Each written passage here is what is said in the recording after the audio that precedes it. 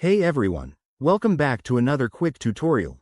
Today, we're diving into how to create a Google form from a spreadsheet in 2025.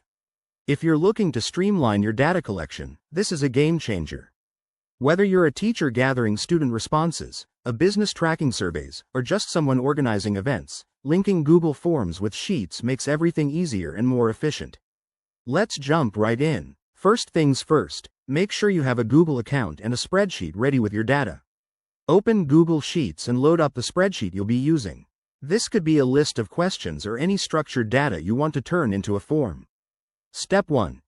In your Google Sheet, click on the Tools menu at the top. Look for the option that says Create a Form. This will automatically generate a new Google form based on your spreadsheet's columns. For example, if your sheet has headers like Name, Email, and Feedback, it will create corresponding fields in the form. Step 2. Once the form is created, you'll be redirected to the Google Forms editor. Here, you can customize it to fit your needs.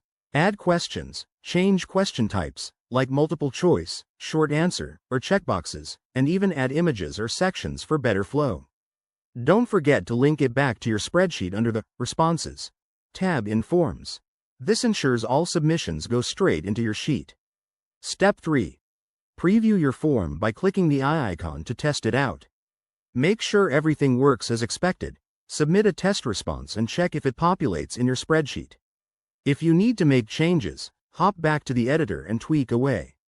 And that's it. You've now created a dynamic Google form from your spreadsheet. This method saves time and keeps your data organized in one place. If you found this helpful, give it a thumbs up, subscribe for more tech tips, and drop a comment below if you have questions. Thanks for watching, and see you in the next video.